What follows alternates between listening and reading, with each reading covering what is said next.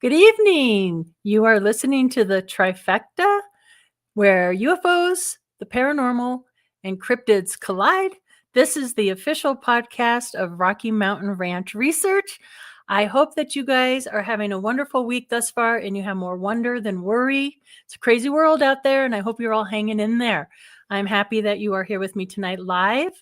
We have a really good friend of mine on the show tonight, Trey Hudson. I've had the honor of working with this very efficient researcher, and he's the author of two fantastic books. Trey Hudson, he actually has the Meadow Project, the South Skinwalker. So I'm anxious to get started with that. But just a couple quick reminders. If you have questions for Trey, please put them in all upper caps so I know that they're questions. I also want to thank you guys, all those who went to the Patreon and subscribed. We actually shortened the name. So now you just have to look for the patreon.com at RMRR. I know Rocky Mountain Ranch Research, but the few of you that went on and signed up for the Patreon, I really do thank you and I appreciate that. But now you could go to www.patreon.com RMRR, and you could find 3 levels there to get extra bonus footage and some cool PDFs and research and things like that, kind of behind the scenes for Rocky Mountain Ranch. But without further ado, I'd love to bring Trey on the show. So let's bring Trey on in there. How you doing, Trey? Hey, good. I just want to remind everyone that's www.patreon.com armor. www.com Armor. You know, acronyms are a thing, are they not? Well, yeah, I mean, especially in the military. You get a military, and you're a former military, so thank you for your service. You're retired now, right, from the military? Yeah. I am a free agent now. I was talking to Jimmy Church, and I said, "Hey, I can do whatever the heck I want now, even the naughty things, because I'm not subject to a polygraph." Oh, no, just kidding. We got to hang out with Trey 2 summers now in a row. Yeah, We got to see each other at the Snippy event in the San Luis Valley. So yeah, you were a free agent then. I won't tell, but yeah, it's probably really nice to have that out for my. Hi, Wizardly. Thank you for being here. I'm kind of going to start you off in a little different of a place because of your military background, and I want you to tell the audience, for those who don't know, about kind of the group that you run in an undisclosed location. I want you to tell people why you kind of keep the place private. And then I also want to talk about how your military training has kind of set the stage, because one thing I admire, that I've been out there twice with you, once with my son Vincent. I think the other time I went out by myself, that's when Jessica and I had that anomalous incident with the car. But the 2 times I've been out there, we've had things happen. But the thing that impressed me the most, Trey, about your team, and I'll let you speak about your team and the name of it and all that, but is the experiments you do and how you have these protocols. And I think you're very scientific, and I think this field needs more of that. So I kind of want to start you out there. Oh, wow. Okay. I'm trying to take a little bite out of that, and that's a lot to digest. The 15 minutes, go. The team is called the Anomalous Studies and Observation Group. And in short, we just call it ASOG because we're lazy and we just want to say ASOG because it sounds cool. And it's an acronym. And it's an acronym, right? And, what's a team without an acronym and a T-shirt? You got to have the two and a hat. And what we do is I started off as a ghost guy. I graduated from the University of West Georgia, which has a humanistic and transpersonal psychology philosophy, their department. So I have a degree in psychology, a minor in anthropology. And so I was, kind of exposed to the paranormal, at university. And so I approached, the world through the optics of a ghost guy. So when we started researching the Meadow, our traditional ghost kind of research personnel and the way we did things really wasn't sufficient. It really was lacking because we were experiencing extreme high strangeness, like off the wall high strangeness. And so what I started doing is recruiting people that came from careers and vocations that were used to high stress and they were people that were used to following orders and commands without really thinking about it too much. They understood the mission and they were able to execute the mission, on command. So I started recruiting former military, former special operations, law enforcement, emergency medicine. So, these are the kind of people that kind of build up the core cadre of our team. And but we approach it really from a little bit different perspective than I think a lot of our groups is. We approach it from the empirical, i.e. the data driven, which I think is very important. And Katie has seen us do that. We literally hump gear in backpacks. I mean, pounds and pounds and pounds of gear to, this remote site, and we collect data. That's very important, but just as important is the experiential, which, if a human being is not there experiencing this phenomena, then what's the point? Why bother? Because we're human beings living in this universe and our experiences have value. And the best piece of paranormal or high strangeness detection equipment is a human being. So, we have, people from these various, backgrounds, but we also have a psychotherapist on our staff, somebody that can actually help delve into the more experiential nature of it. So we look at it from those two perspectives. And when you put those two worldviews together, especially when looking at high strangeness, you create an amazing gestalt where the whole is greater than the sum of its parts. And you really start to get a very rich and textured picture of what may be going on. Not only that, but I have to tell you from my own experience being out there with this really high quality group of people, you really get the sense. I mean, you covered all the bases. You had, firefighters, EMTs, even Kristen with her medical schooling and background, in the military. And so you're really with high quality people, and you also feel like this sense of security, because it can be pretty unnerving when you feel eyes upon you and you're dealing with the high strangeness activities that go on there at the Meadows. And one of your cardinal rules, which I learned right away, you always go in pairs, never go out alone. And again, that's what I really respect about your team. Not only do you do that and you go out there really, readiness, roadies, paranormal roadies. That's a really good way to put it, Wizardly. It's exactly what it is. Trey actually writes out and sends to his group, like, this is what we're going to be focusing on. These are the experiments we're going to do. And I would love for you, Trey, to kind of talk about, like, the one I really remember is that the pyramid box that you put out there, or I think you've also had another box and you put things in the box. So you do different things like this, like to see if there's any time anomalies, different stopwatches. Can you talk about some of those experiments? Actually, I'm getting ready to go on an expedition here, and I can't give the location because it's going to be part of a film. But actually, I got the pyramid box like right over here next to me. Cool. I like I like experiments, and my idea is, hey, throw it out there. If something happens, great. If it doesn't, that's fine too. You learn something every time you conduct an experiment.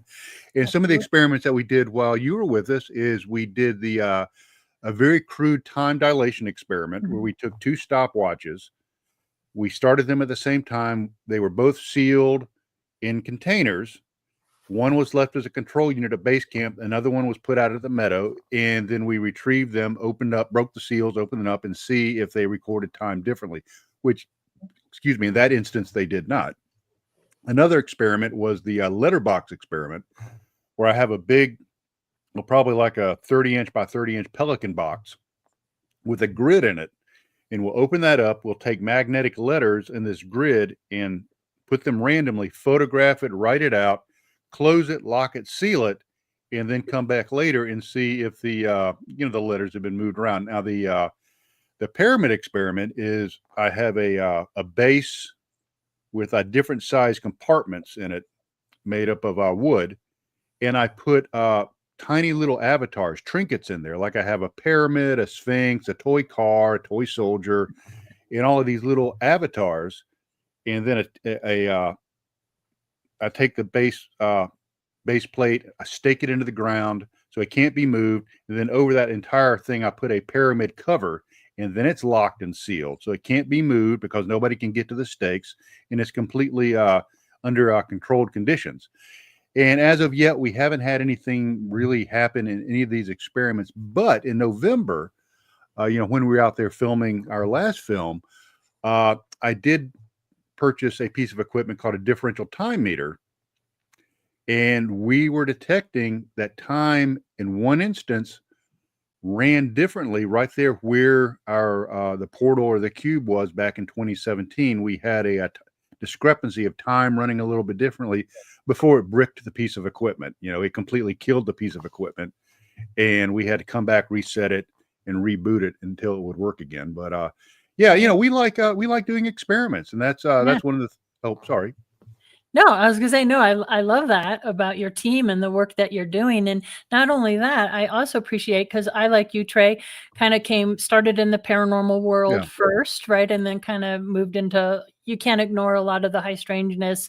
And I think you were the same way. Like, there's certain things like the boxes I didn't talk about for a while, cryptids and on and on. But at some point, you have to address all of them. Yeah. I kind of wanted to talk about your film that just came out called The Meadow Project. If you go to YouTube, you can find a trailer for it. Tony and I just watched this film the other night, and it was fantastic. High production value. I really enjoyed it, and cool to have been there and walked those same trails, and I kind of knew the lay of the land. So personally, that was really cool for me to see that.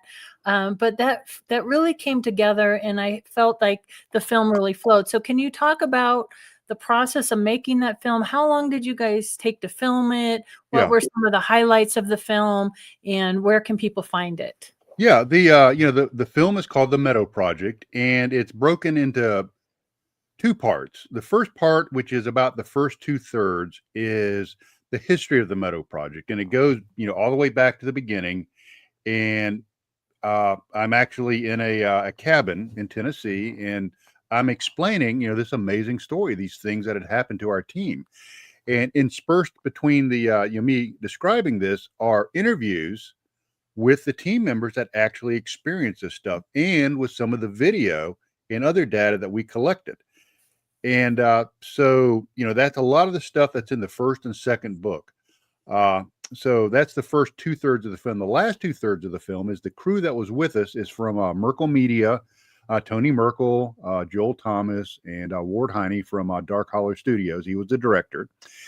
They their whole idea during this week-long filming is they were going to watch us execute our protocols and how we went about doing things, and then they were going to have their own experiences. And that's something I always tell guest researchers. You may recall this, is when you come to the Meadow as a guest researcher, the only thing that I ask is you don't disclose the location, because this area is very special and it's very sacred. It literally has the cremations remains of one of our beloved team members was spread in the meadow, because that's what he wanted. That was one of his last wishes. And strangely enough, the urn that we took out to the meadow with his remains was a black cube.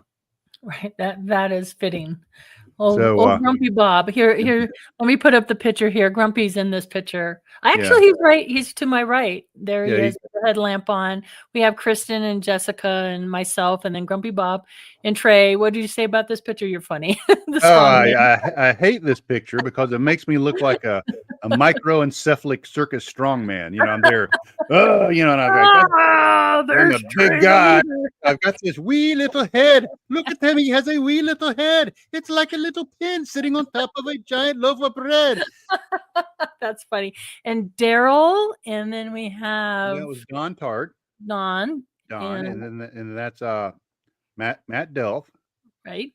And then we have David Pardue and Keith McLean over there in the lower left. Yeah, that was a fun group, and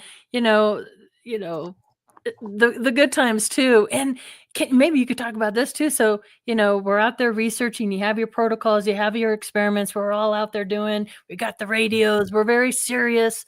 And then there's downtime where we're just sitting around the campfire, chilling out, kind of comparing notes. What did you experience today? What did you guys do? Things happen then too, don't they? Oh yeah, it's that whole area is just it's weird. I mean, I know that sounds like hyperbole, like everybody's going to say their area is weird, but this area is like really weird. And we don't even have to leave base camp. I mean, You want to see a shadow person? Hey, just hang out in base camp. They'll show up. Right. You want to see flashing orbs? Stay in base camp. You don't even have to, you don't even have to get out of your chair. Right. Cars kind of having a mind of their own. Yeah, back at base camp. Right. So, yeah, the area is really strange. And it's kind of a gestalt. Like I said, people there, with the right mindset, all thinking about the same thing, being very positive. The phenomena will appear. It will appear. It will manifest. And like I always tell people, the three things that you'll experience in the meadow, and I think you've experienced them, are the shadow people, the disembodied voices, and the winking tiny orbs. Those are those are the common things. And then sometimes we have portals and Bigfoots and other stuff People like that. having missing time, ending up in missing places time. they don't know how they got there. And we'll Yeah. get into that here in a minute. So 2 questions here. Mhm. You talking just made me think of 2 questions. One is, do you think a person with the wrong mindset, like somebody who's really skeptical or can affect the outcome of what's going to happen there? Yeah, I think that in 2 ways. One theory is that the phenomena, and I call them the others, and I have reason to believe, based on some experiments that we've just completed, that they are around us all the time. Not only are we not alone, we're never alone. So, whether the others only interact with people that have a good positive frame of mind and are, receptive to that. And also, I think if you have a very negative attitude, you kind of close off certain layers of perception for yourself. I'm out here, I'm not going to see anything. Well, then you're not really going to be subconsciously looking for it.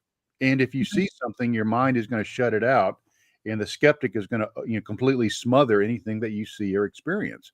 So I think you have to go in with a really open mind. And it's funny because, like I said, I started off as a paranormal researcher, and I'm also a MUFON field investigator. I do that, and I'm not really a cryptid guy, but I go out with cryptid teams and all of that.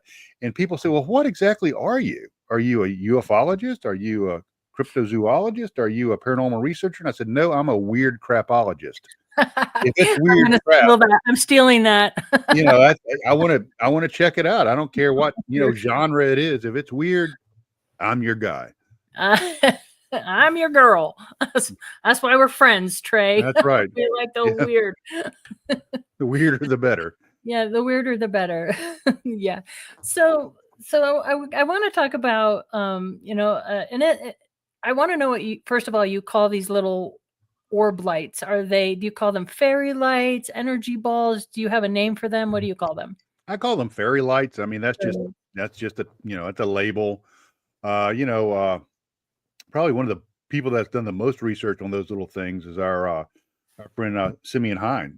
He has really done a lot of research on plasma and ball energy, and he and I have had some really interesting conversations over breakfast, about that stuff. Right. So they always seem to be very present, or a precursor to a high strangeness. These little eruptions of energy.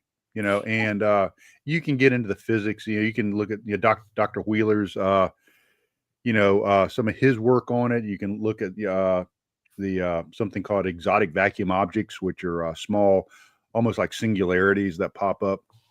But those always seem to be present, there at the Meadow. And we have, 2 other areas that you got to experience. And this is going to sound cheesy, but it's called the Field of Dreams and the Field of Nightmares. That's just what they're called. And so, the fairy lights are there too. Yeah, Kristen and I, we were just the 2 of us. She and I went out to the Field of Dreams, and we started seeing the fairy lights. And my first thought literally was fireflies or insects or something like that. But we really quickly ruled that out. And that's another thing your team is really good at, is trying to debunk things. And I think that's important, just like the good old ghost hunter shows. You go and you try to figure it out first, rule out everything it could be, and then you're left with an anomaly. And that's what Kristen and I were trying to do. And I don't know if you recall that night, we were just seeing them. And what really got us to call you guys over with the equipment on the radios is Oh, I would say maybe 4 feet up off the ground to the left of a tree up on, it's kind of a little hilly up there. Um, it was like a fairy light, but it turned into like a boxy looking thing right Yeah, to the left of the tree, and then it just went whoop, like this. yeah, So we get on the radio and we call you guys out there, and I think you guys caught the very tail end of this activity, and it kind of calmed down a little yeah, bit. But what's strange to me, a couple questions. Are there like the next day, of course, Kristen and I walked out there. We're looking for anything reflective, nails in the mhm, tree, right. cans on the ground, things like this. But are there rocks and minerals in the area that are magnetic that could be causing these little energy balls, or do you think it's Yeah, associated with the phenomena, or both? both, I think. You can go out to the meadow and, when it's freshly cut, you can look and you'll find quartz laying on the ground. And one of the attributes of quartz is it has a piezoelectric nature. If you compress it, it gives off energy. Mhm. So, quartz is really, really good for that. And there's always been a correlation between running water and quartz, Yeah. in areas of high strangeness. So, Yeah. there's that large creek or small, it's really more like a small river, that That's runs right right. by where Vincent got the hood pulled, right? Weren't we by the Yeah. creek when that happened? Yeah. Yeah. You're only just about 100 meters from the creek because it meanders Right. past base camp and up to the And field then of dreams. Jessica got poked in the back. Was it Jessica or Kristen? I think It was Jessica. It was the I think it was infamous. Jessica. Yeah. Yeah. We call it the bohonkus incident because she got her bohonkus grabbed, Oh, I guess. through her chair. That's a medical term, by the way. And then We've got, right after that, my son's hood kind of went. And of course, he's a skeptic. oh, So, yeah. Vincent, if you're watching, hello. But he quickly, and it's funny. I mean, I just think this is human nature. I do it, you do it. Everybody I know that experiences this phenomena in any, whether it's paranormal or UFOs or whatever, we want to write it off or find a reasonable explanation for it because it's too mind bending to think the other. Yeah.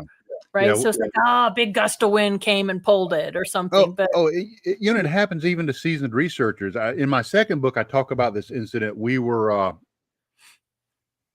had talked about, creatures and, and all of this stuff, that one weekend because, that area has bear. It has, they don't want to admit it, but there's mountain lions there, cougars. And I'm not talking like Demi Moore. I'm talking about like the animals. Yeah, more. that's a joke. You're funny tonight. You are Yeah. on tonight, Yeah. Trey. Yeah. Hot. But yeah, see, I do have a sense of humor. I'm not a stuffed shirt all the time about this stuff. But so anyway, we were talking about, these creatures, feral hogs and stuff like that. And so we were out in the meadow and we had, minor phenomena popping off.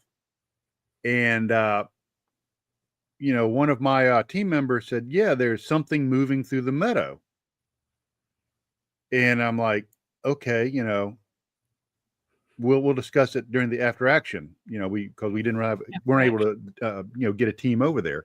And during the after action, he says, "Yeah, there was something moving through the middle of the meadow, and it was like the size of a feral hog or maybe a bear." And I said, "Oh man, that's fantastic! You captured that on tape, right?" And he goes, "No." I said, "You hit the record on your thermal, right?" And he's like, "No." Oh. And I said, "Why not?" He says, "I figured it was a bear or a feral hog." I said, "Lee, we had 12 people surrounding the meadow. What animal is going to go into an open field surrounded by human beings?" Yeah, it's true. And he's like, "Oh, crap." I said, "You had that normalcy box and you jumped right in it and closed the lid on top of yourself." And he goes, "Yes, I did." I said, "I'm not mad." I said, let's use this as a learning point that, we need to be really careful about our own biases." Right. And It I seems said, "You to remember?" happen more than we think. I mean, Yeah. Daryl Sims talks about it. It's almost as if the phenomenon does something to us in the moment of these where we just kind of lose. We don't grab the phone. We don't grab a camera. We Oh, don't grab the equipment. it's What happened is to, that? yeah, Yeah. it's happened to me. I mean, we had a UFO. I don't know if I took you out to the UFO field, but Daryl and Lee Minot and I were out at the UFO field one time, and this, it was. Well, you're a MUFON gal. It was a aspirin-sized orb Okay. that went from horizon to horizon in 6 seconds. And that Whoa. is smoking for, I mean, that's too fast for a satellite. It did not have the anti-collision lights or anything, because we looked at it through binoculars, and I never recorded it. I had my camera sitting right there, and I'm like, I was too busy trying to look at it through binoculars or night vision and didn't think to record it. So, it happens even to seasoned researchers. Yeah. One thing out there in the meadows, I believe it was Daryl and I were towards the far end of the meadows, and we were doing an EVP session, electric voice phenomena session, and we did hear chatter Mm-hmm. in the woods. And I believe, if memory serves me correctly, they experienced that during the film. Yeah. Yeah, I was Yeah. like, Yeah. oh, that happened to us. Yeah. They heard, they heard the disembodied voices. And the weird thing is, they never recorded. They were never able to record it. And that's the crazy thing is, and they had like a parabolic mic, their poor sound guy, humped out there, and he's doing all the, and none of it would record. But But you you hear can hear it. voices. Yeah, you can hear chatter, and nobody's out there. I mean, No. it's very rural out there. So yeah, the paranormal sides of things is fascinating out there. And I have some pictures here, and we'll go through these here in Okay. a Sure. minute. But I kind of want to talk too about what happened to Jessica and I that second trip I was there. You all had left, and you've had anomalous things happen with your vehicles, and you can talk a little bit about that. But Jessica and I experienced that. She had a modern car, and thank goodness there was a one extra person that was there. We would have been stranded down there because her car, all her electronics just stopped working, and then all Mm-hmm. the times were weird. There was a lot of weird stuff that went on there. Can you talk about some of the strange things that have happened to the vehicles there? Yeah. One of the instances that comes to mind, it happened to Jessica, is a totally different automobile. Is we were camped at another campsite. This was during the midst of COVID. So the governmental agency, be it state or federal or whomever, I'm not going to go into that, but whatever agency has control over that land had shut down the camp that we usually stay at. So we did some dispersed camping at another campsite called the Baskins Hollow Hunt Camp. And so we were there, and her car just started locking and unlocking by itself. And it's kind of a joke now. It's like, do not put your keys in your car because it's liable to lock itself. And Right, which sounds really crazy, on the surface, but it happens. right. And then another instance is Kristen. Well, let me back up. Another instance, I think this might be in book number 2, is Jessica and Matt Delph were leaving the meadow, and their GPS systems kept taking them in circles. They kept ending up where they started. It's like nothing was working. They could not navigate their way out of there. And then another instance is Kristen had left the meadow, was heading home, to her home in Georgia, and all of a sudden, everything electronic in her vehicle died. Hmm. So, I talk about that in my second book. Is that is a very common phenomena in UFO encounters and abduction phenomena. Is people's electronics in their vehicles will completely die. And I think it was Loveland, Texas, that had the really big incident where a lot of cars died. That one evening, and that's written. I did research on that in the book too. Uh, Right, so then you have you are in Jessica's incident. So that's really common. right. For not only automobiles but electronics. During the film, and you may recall this, is they kept talking about their cameras detecting Mhm. faces, in the sky where there weren't any faces.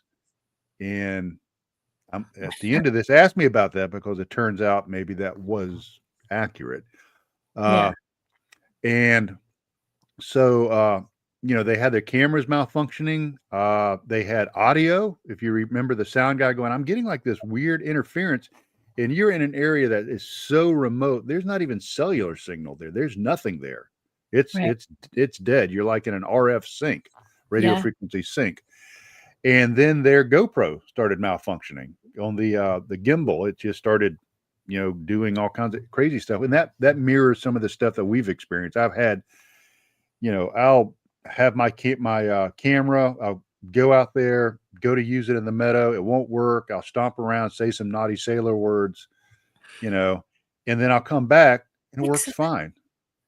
Well, those words usually do fix things. So Yeah. Wizardly asks the question, is there any way to identify areas like this? You mentioned, Yes. these anomalies happened Skinwalker Ranch, Rocky Mountain Ranch. I think we took you out to the Rocky Mountain Ranch. Were you there when the drone came straight down and we had those anomalies? No, or I don't remember if you were with us no, on that one.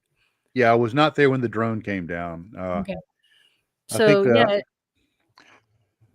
yeah, what was I going to say? ways How to to identify. identify these areas. Yeah, Yeah. I'm an old Cold War intelligence guy. And back in the Cold War, before things were too fancy, we rode dinosaurs around and we would take maps and take a piece of acetate, put it over maps, and we would actually draw where we thought enemy forces were and all of that stuff. So I kind of use that as an analogy.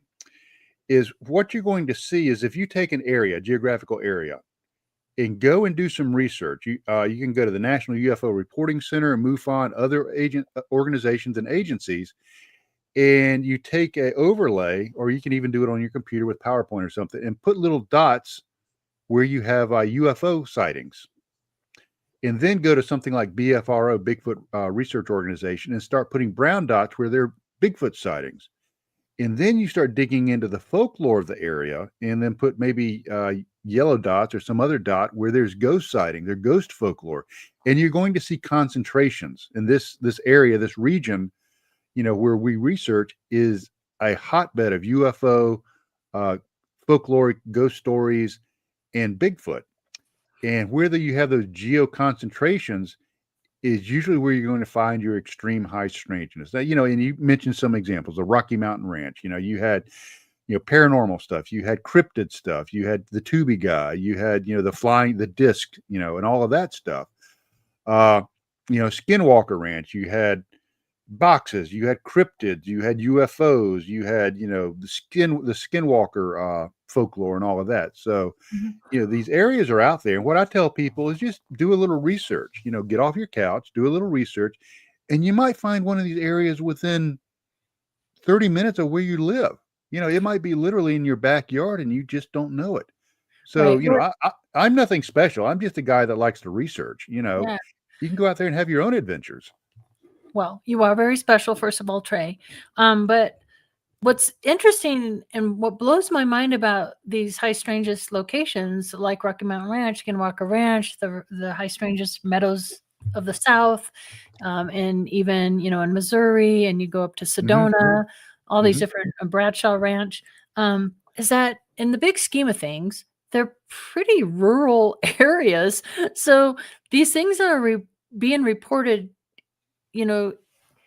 whether they have large, you would think these would be, Denver and New York and Chicago and very heavily populated areas, but they're not.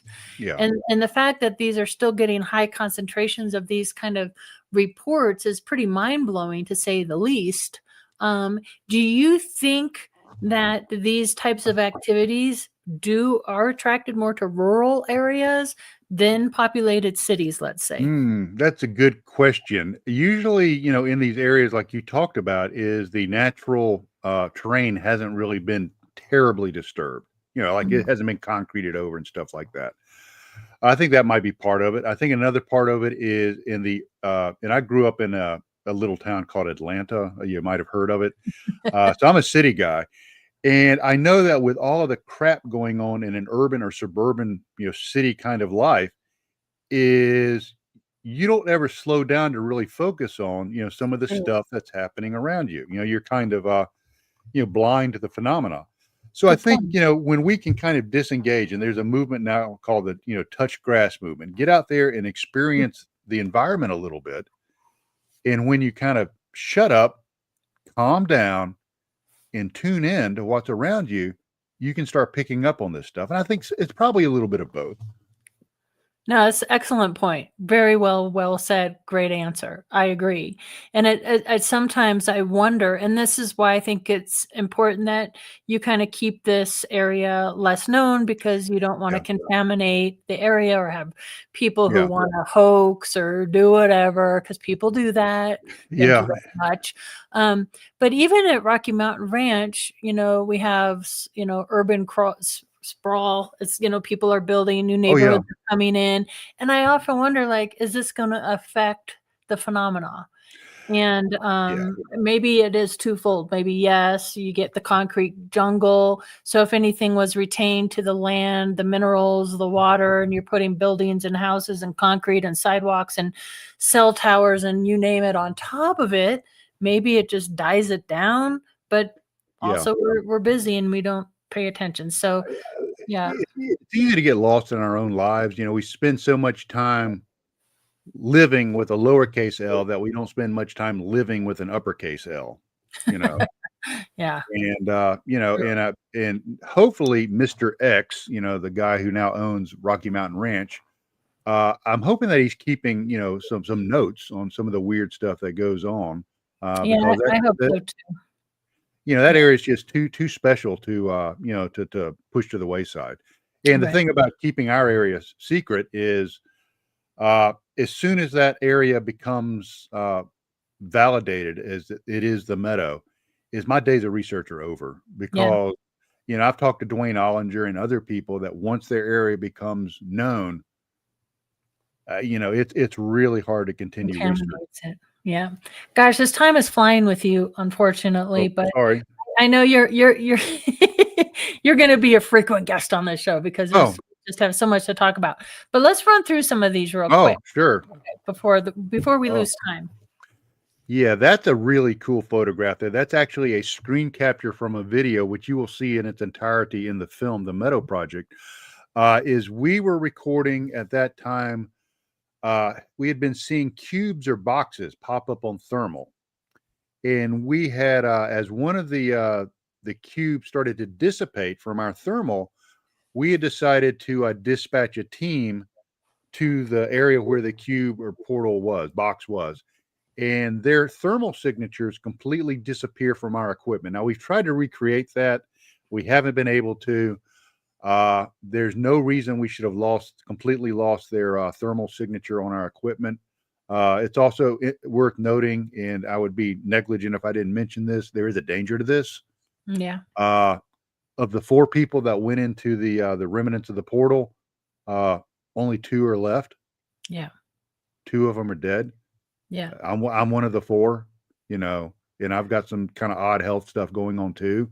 Yeah. No, Kristen, yeah, that's uh, true, and it's important. I'm glad you mentioned that. yeah, Even my time on Rocky Mountain Ranch with that big radiation burn and that. So, yeah, there's a health risk to some of but this. before I forget, that photograph you actually saw, that was taken during the that incident, and Kristen actually pans her camera to the right, and that's a small little group of trees, and she says, "Who or what is that?" And then she pans back. She goes, "There they are. Who is that?" Yeah, is that And what this one is? no, that's No. something else. Okay. That's Bob's Bigfoot. Mm. And so what she captured on thermal there were 2 small, and I'm talking like 3.5-foot entities that were watching us as we were engaging this portal or box. And Wow. we had seen them earlier uh, at the west end of the meadow where you were talking about you and Daryl had done some Hearing the voices. EVPs. Do you think these little entities are using the box as a transport Yeah, or yeah, maybe going in and out of the ground as some, because it seems transient. I mean, Rocky Mountain Ranch has the boxes as well. yeah. The boxes are interesting, and you and I have talked a lot about the boxes because, whether we're talking about the Higdon case, which I believe is in your new book, you touch It on that is. as well. You go into the boxes pretty deep in your new book. But they vary in sizes and shapes and maybe what they're for. So it's Yeah. really interesting. Now, talk us through this one here. Bob's Okay. Big. This is Bob's Bigfoot. This one, believe it or not, was recorded on the 21st of April, 2018 at 22:03. Kind of like it's labeled right there at the bottom of the footage. I'm kidding. But it was done in 2018, and that is a captured from Bob's thermal, and that is a heat signature of a almost hominid shaped, huge shouldered creature. And in the video, you can see it kind of shifting back and forth. The weird thing about this is it is colder than its surroundings. Wow, that's interesting. And so you go back and you look at ghost folklore. What's the first thing people talk about before a spirit appears? The room got cold. Old. The box or the cube, the portal that we saw, it presented itself as a cold heat signature as compared to the ambient surrounding temperature. There's another area in Georgia that we've been looking at, and there's a whole other story that's completely off the wall I've got to tell you about on that. It might be for another show, but it was probably one of the weirdest things that's ever happened. Well, you can't say that and not share it now. Well, I don't. Yeah, it's kind of a long story. I don't know. Give us a hint. Give us a hint. What it has to do with something that would make Simeon Hine giddy, which he and I have talked about. It is one of the team members that if the other little mini documentary I sent you, the Hillman Lens, the guy that was the subject of that, Sean. We were at in June at another location in a totally different state, and he and somebody else, we were with another cryptid research team. Their environment changed. It was so significant. They didn't know where they were. Wow. And they didn't even know if they were real or not. They didn't know if they had ceased to exist. It was so disorientating that they they suffered a little bit of psychological trauma from it. And we had the vector teams in there to get them. Hey, Simeon. There's Simeon. Hello. There's Simeon right there. Yeah. Oh, I hope I didn't say anything bad about him. Oh, wait, let me think. Ooh. I was going to say it must have something to do with ball lightning, but you're talking about time displacement here. It was time displacement, and the environment was different. He said that the trees that were there that they were looking at as they were sitting in this area, the trees weren't there anymore. And Simeon talks about in his book Dark Matter Monsters, that a fog will come in some of these instances, and that's exactly what happened to them. And it created like I hate to sound all sci-fi weird, but it's almost like a displacement bubble around them. And it got so bad that they actually grabbed hands and held on to each other because they thought they were going to disappear. Yeah, I wonder. It ceased to exist. Like missing 411. Is that? Yeah, that's exactly what it is. Is that? And have you ever had? I would pull up. I would hold up Simeon's books here, but they're holding up my laptop. Literally, yeah, I have Simeon's books. Hey, I've got. Thank you, Simeon, for holding up my laptop. Anyway, they're great books. Check out his books. But I'm wondering, like, I know that you bring like compasses and just some, have you had anomalies like with spinning compasses or things like that? And do you think when that happens, a time displacement could happen? And also something that is common is like the cone of silence. And have you experienced that at the Meadows? Yeah, we have. When the team went into the remnant of the cube and disappeared from our thermal, they experienced extreme silence and darkness. It's like everything got real quiet. And when they went into it, they didn't encounter any encumbrances. They just kind of walked into it. And then when they turned around and came out, there were brambles and branches that weren't there when they walked in. That's fascinating. That would suggest like some sort of time displacement or something. Or were they in is a box kind of a crafty type of thing?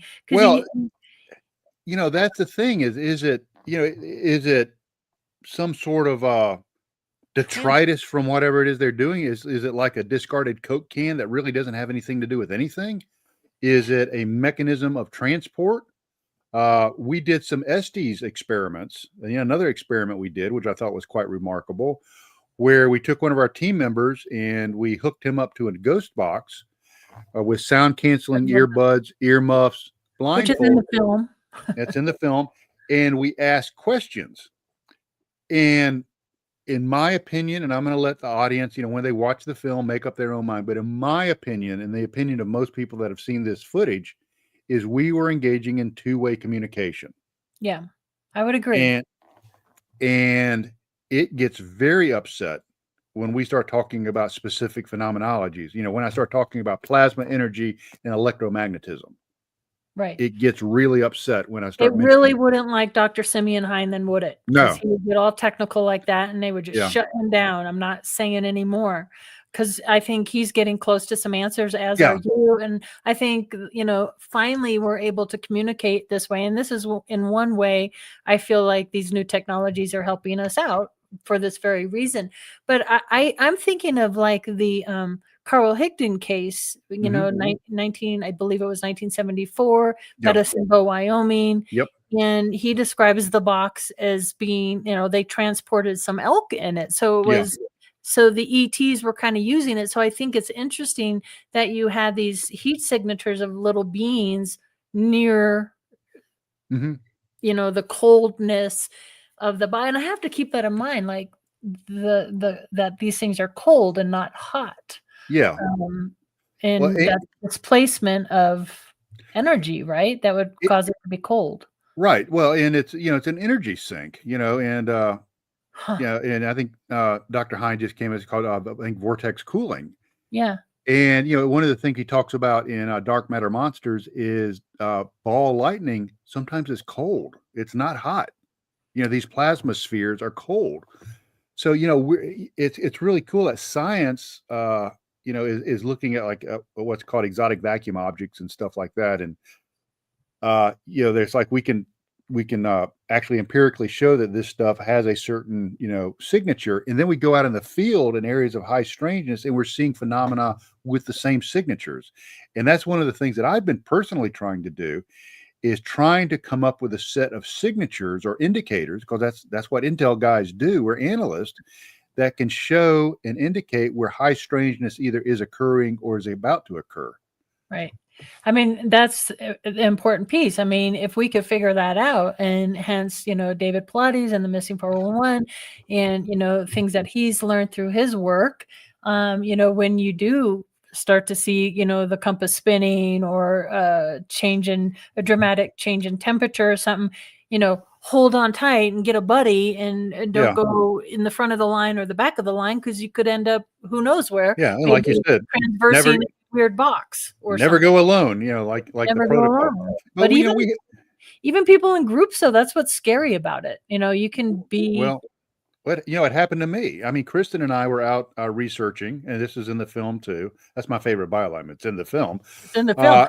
Let me pop this up here. Film. I cross over the little river, the small river, and I somehow end up right back where I started, and I didn't realize it. And I go back into the meadow, literally 180 degrees from where I left, and I step out into the meadow, and it looks different. It's not the same place. I know that sounds crazy, but well, you've been out. I'm pretty comfortable in the woods. I'm a Yeah. pretty competent, outdoors person. And the meadow that I've been to multiple times, several dozen times, I didn't recognize it. Yeah. And it wasn't until Kristen came over and started talking to me that kind of broke that spell, if you will, that disorientation, that I Yeah. kind of And then started you coming to tell my us, like, senses. what are you talking about? You're right here. I Right. mean, yeah, And we had a radiation spike at that exact moment that we were logging on our Geiger counters at that exact moment. wow. That's pretty incredible. And then on top of it, you have weird things like this going on, just weird kind of anomalies. This is pretty high up. And that's the other thing before we get to this, and we're down to like 10 minutes, at which time is flying. But with that first photo of the box and things like that, when you see this, and you'll see it in the movie, and I've been there, and these are sparse trees. It's not like super, super, super dense No.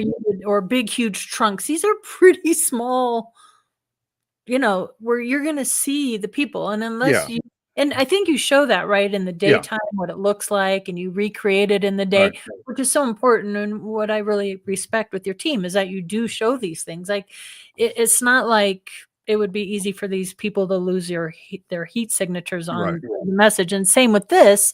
This is fairly high up. This is unusual. Can you tell us what? That is really weird. That is literally where I got disoriented. Now, this was actually taken, Wow. I'm trying to remember if this was before, this was after the disorientation.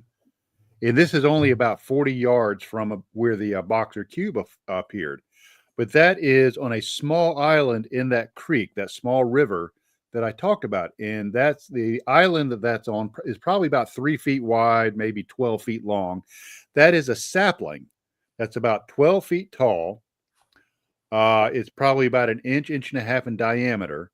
And it's on this little tiny island in this small river. And the top of it has been formed into a perfect oval. It's almost like the top of an Egyptian ankh. Mm-hmm. That's what it Okay. reminds.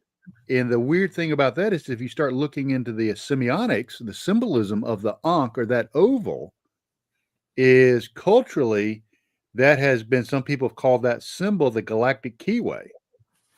And you'll see that symbol in either motifs or areas that have to do with transformative experiences, either physically or spiritually, i.e., a gateway or a portal into something new. And that, that was right there, where we experienced that extreme disorientation, and only, a few meters from, where we had the cube or the portal. And, when we saw that, we were floored because it's almost like something had fastened the top of that sapling together to make that perfect oval shape. Could you even get up there and see how No. it was? Oh, no, we couldn't because, it was like 12 feet and it was like a little sapling. You couldn't bend it over. Yeah. You couldn't climb up it. You couldn't get a ladder out there. And so we zoomed in on it and it almost looked like the top had like vines twisted around, like something had fastened it. Do you think a Sasquatch could have done that? You know how they like to braid Oh, horsehair? yeah, absolutely. Absolutely. That, we've seen some, Bent over trees and things like yeah, that. bent over trees. There's just not very far from base camp. There's a tree that's about, I don't know, maybe 12 inches in diameter, 10 to 12 inches in diameter. You go 12 foot up and it's broken at 90 degrees, exactly Yeah. like that. Pretty And wild. then there's another tree next to it. It creates like this doorway right in the Right. middle of the trail. We were watching a documentary last night, and Simeon brought up a good point. I know the Navajo Rangers I think they go by Exit Navajo Rangers now. Yeah. But they've experienced things like that as well. But we Yeah. were watching the documentary last night out of Alaska, in a very heavily cryptid area with Sasquatch, and they literally were like upside down trees deep into the ground where the roots are spread Mhm. up. I mean, crazy things like that. And speaking of unusual roots and things, talk about what this is. Okay, that's another. We actually decided to do a expedition to an area that was about 12 miles away from, or 7 miles away from the meadow. It was 7 miles of cross country hiking to an area that was a clearing similar to the meadow. We thought we'd go out there and kind of see what happened. Well, we spent all day hiking, to this place, and it was a very arduous and rugged trip. We got there, and nothing happened. It was a complete bust. Nothing happened. And so we were camped out on a fire break, and anybody that's lives in or near dense forest is the government will go in and cut like they're almost like a tiny road or trail through the forest so fires can't jump over, Right. and burn up the forest. So we camped in the middle of this fire break. We had several of us were camping in hammocks tied to trees to either side of the fire break. Yeah, I don't know how you guys sleep like that, but I know you do. You hike 7 miles cross country, believe me, you'll sleep. So this is one of our team members. He had actually set his tent up in the middle of the fire break. And it was a small one-man tent. So he set his rucksack out by his tent. And in the middle of the night, we had two meat team members saw a beam of light go down the middle of this fire break, this trail, right over where his pack was. and Oh, they described it not looking like a flashlight beam. It was something it was more like a shaft of light, yeah. horizontal. Mhm. And it's like, oh well, maybe somebody was up going to the bathroom and had a headlamp and all. But then when they remembered, it's like, no, it wasn't really a headlamp. So when they got up the next morning, there was that limb that was woven in between the hip belt of that one team member's pack. If you notice, it goes under Yeah, the left side of under the and hip up. and on top of the right. Yeah, that And takes effort. You can't just nothing just falls and does that. no, and his rucksack was actually sitting on the ground, and he didn't sit it on top of a tree or branch or anything. It was sitting there by itself, and that's how it was the next day that we got up. So All those weird little things that happen, yeah, just if it's not one thing, if it's not paranormal or cryptid, or I mean, it's the whole gamut. And I mean, it's amazing. I hope people can go check out your film, The Meadows Project. Again, you could see the trailer for it on YouTube, but where can they actually get the film? Is it on? the film is actually go to merkelfilms.com, MERKEL films.com. That's the Okay. distribution company. And what you'll see there is the Meadow Project. You'll also see another mini documentary called The Helm and Lens that has to do with some of our experiments using the God helmet and quantum image analysis, which is mind blowing. I mean, it's crazy. I mean, that's a whole other show. It's Yeah. bizarre, crazy stuff. Uh, Right. so that's kind Godfall of was really interesting. I yeah, really enjoyed watching that too. And then also Christie's, she had the lucid dreams with the yeah, spirals and the spirals that are right, like boxes, which was interesting. So yeah, this is Trey's first book. I highly recommend both his books, The Meadow Project, and then your newest book. Both of these are available on Amazon, yeah, correct? correct, Return to yeah. the Meadow. You have to get this one, folks, because Katie Paige is in that one too. No, just kidding. I'm joking, Trey. Also, please check out Trey's website here, Trey Hudson. This is his website, treyhudsonresearch.com. I don't know if you have it there yet, but if you don't, you really need to get the link to where you can Uh, find the movie on your yeah, website there. I do. I know. Mea culpa. I haven't updated my website, but Do it tonight, as soon as you get off. So what do you have planned? What's going on with you oh, now? So we uh, got a couple minutes left here. yeah, I'm getting ready to go on another expedition somewhere. I can't disclose the location. I've signed an NDA. Another film director is shooting another film somewhere else. And what he wants me to do is we're going to have several teams out running around, and he wants me to bring, my piece of the pie to this. The God helmet, the Estes protocol, the CE5 protocols, some of that stuff, and see if we can take an area that's known for high strangeness and just bump it up a notch.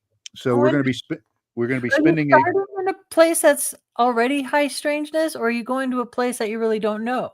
no, well, no, it has a history of high strangeness. Okay. It has places where people have been killed and murdered by creatures, and it's a pretty well known spot, but I can't say what it is. Uh, but it's going to be a really cool expedition. So we're going to go out and do that. So that's going on. There's an event that I cannot talk about publicly. I'm hoping that I get invited to speak to in July. You know what event that is. I haven't heard Okay. officially on that. There's another event that I'm waiting to get an invite to, hopefully in May, to speak at that. I will be speaking at Arizona Phoenix MUFON Oh, in I March, love and that. we'll be They always doing have such a good turnout. That's a great group. So we're going to be doing a screening of the film and with a Q&A afterwards. awesome. So that's pretty cool. You can always talk to Seth and get me back out to Colorado. I'd love to come back out there. Anytime. You always have a open invite to come back out here. And we need to I would love to have you and a few of your team members, if we can get Greg to agree to it, to do some of these experiments and compare, Yeah. Rocky Mountain Ranch. That would be fun to do too. So Oh, maybe we need to look at doing that this spring or summer. yeah, absolutely. Because I think the Rocky Mountain Ranch is ripe, to Yeah. especially take some of some of this exotic experimental phenomenology and really start digging into it. For sure. Well, we can't thank you enough for being here tonight, and we will definitely have you back on. I really appreciate you taking the time to be here. I know it's a little later for you. Also, I want to remind folks, next week for the Halloween special, we have Heather Mosier, who is Small Town Monsters, and it's going to be a really fun Halloween show next Wednesday night live, and we will be talking all things paranormal, cryptids, and ghosts for Halloween. So we hope to have you all there. Again, thank you, Trey, for being here, and I hope you all have a fantastic rest of your week, and we'll see you next Wednesday on the Trifecta. Have a good night, everybody. Good night.